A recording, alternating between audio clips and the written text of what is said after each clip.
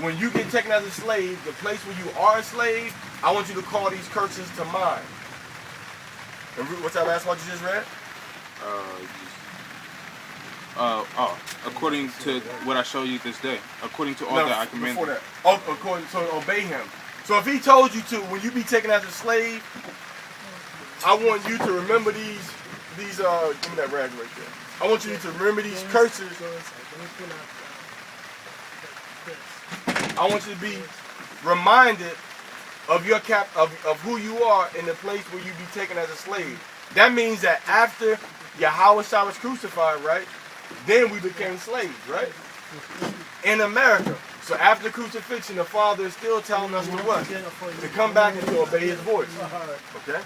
I got it out.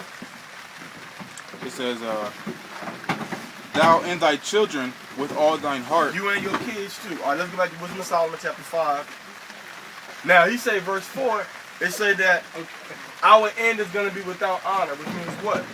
Which means that they thinking that we're not going to have a glorious rise, no resurrection, no coming back to the Father. We're going to stay in the position we are in. Nobody in this whole world expects that we are the chosen people of the Most High God. All these nations don't expect that. All these nations don't think that. All right, go ahead. Give me verse 5, Wisdom of Solomon 5 and 5. How is he numbered among the children of Yahweh? They say what? How is he numbered among the children of Yahweh? They say, how is this dude, these people, how are they numbered among the children of the Most High? Pass one of them chairs. Put it right here. How are they numbered among the children of the Most High? That's the question. They say, how is he a child of the Most High? All right, read. And his lot is among the saints. They say our lot is going to be among the saints now, because we are the saints, which are the holy ones of the Most High. Who are the saints of the Most High? We'll do it, tell us that in the scriptures. Go to Psalms, what's that, 148:14 real quick. Psalms 148 verse 14. You got that? Come on, man. Ain't no getting, got it. All right, 48:14, read that. He exalted the He what? also exalted the horn of his people. Even who? The praise of all the saints. Right. The praise of all his who? Even of the children of Israel. Even the praise of all his saints, even of who? The children of Israel. Even the children. So that's the saints that we're going to be numbered with over here. So the children of Yahweh and the saints is Israel. All right, verse 6. Therefore have we erred from the way of truth. So if they ain't talking about a brown-skinned Yahweh, brown-skinned Israelites, keeping the laws of the Most High God, why are you even wasting your time listening to them? You're listening to madness, foolishness. Read. And the light of righteousness hath not shined unto us. Okay, so everything they're trying to do, that light of righteousness have not shined on them because they're not following the way of truth. They have erred from the way of truth, man. And the Son you of can sit down until you come back, man. And the Son of Righteousness rose not upon us. Which is the Son of Right, which is the brightness of the law and the brightness of obedience, but more so the brightness of Yahwawah. Because Yahwawah was made unto us the righteousness of Yahweh. That's where? That's in Corinthians or Colossians. Anybody know? This is gonna be in let me see I think it's in Corinthians. Corinthians chapter 3 or chapter 1. Corinthians chapter 1 verse 30. Go there and read that. Corinthians 1:30.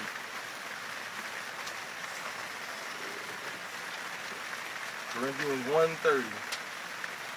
Corinthians chapter 1 verse 30. Going once. Alright, Corinthians chapter 1 verse 30. Actually, give me 24 and 30.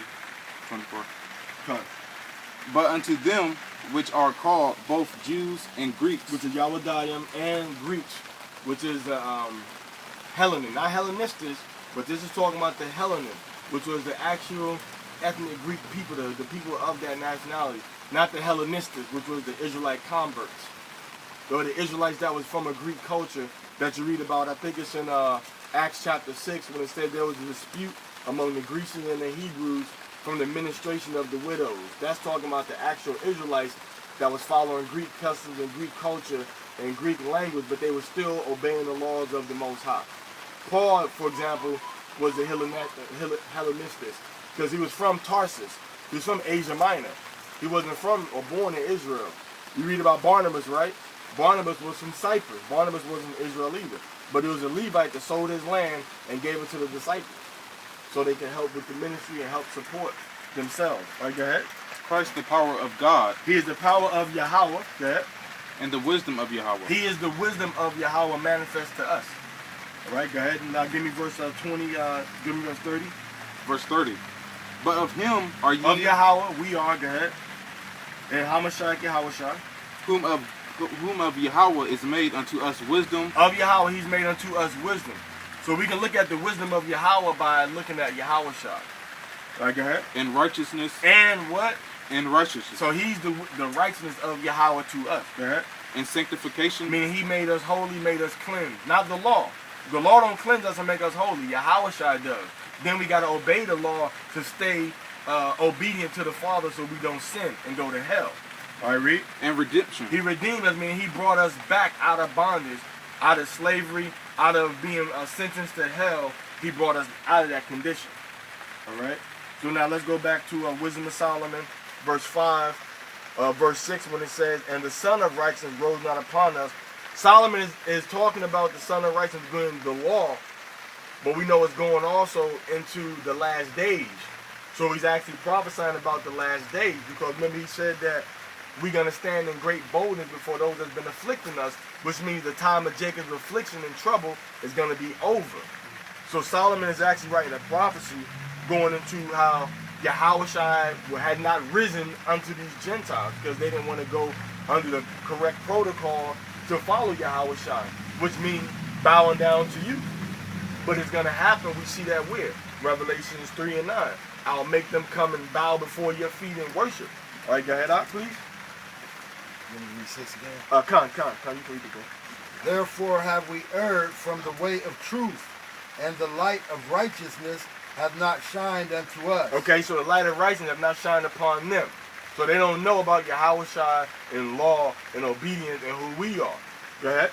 And the Son of Righteousness rose not upon us. Okay.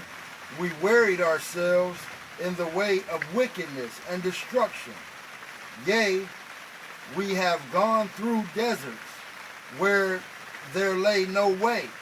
But as for the way of the power, we have not known it. This going into really Ishmael and going into Esau, because both of them did the same thing. Remember that dude in in Dubai? Dude built an island in the middle of the Gulf over there, remember? Dude built an island resort in the middle of the ocean. Not the ocean, but the middle of the water. Pumped in water through there to make irrigation fields, imported dirt and everything. And Esau did the same thing here. Made a way through the desert, made gas stations, brought water through there. Most of the water in California is actually pumped in there from the desert. The water supply system comes from the desert in California. The dude built it I think it was like the early part of the 19th century, the 1900s rather, they brought that in there. So Esau had made ways through deserts, you know what I'm saying, through Arizona, Arizona, middle of the desert, where that water coming from? They got a water supply and they pumping it through pipes in there. That's a desert. You ain't supposed to be really living out there like that. You know what I'm saying? Not extended, just living. He's supposed to live, dip, and then go somewhere maybe. But he made ways to live in that desert permanently, importing dirt in to make your garden. You can't grow no garden with that most of that desert soil out there in Arizona and some of Colorado. All right, go ahead up. What hath pride profited us? That's how you know it's talking about Esau. Now this going into Esau. Why? Because what they're telling Obadiah about is pride. The pride of bringing down? The pride of thy heart have deceived thee. Thou that dwellest among the clefts of the rock, whose habitation is high. Go ahead. Or what good hath riches with our vaunting brought us? So what good is his riches with his vaunting, his lifting himself up? What has it brought him? His money ain't gonna do him no good. All right, go ahead. All those things are passed away like a shadow, and as a post that hasted by. The post was the dude, remember, the postman was the one that used to ride that horse real fast to carry messengers. That's what it's talking about with the post right there.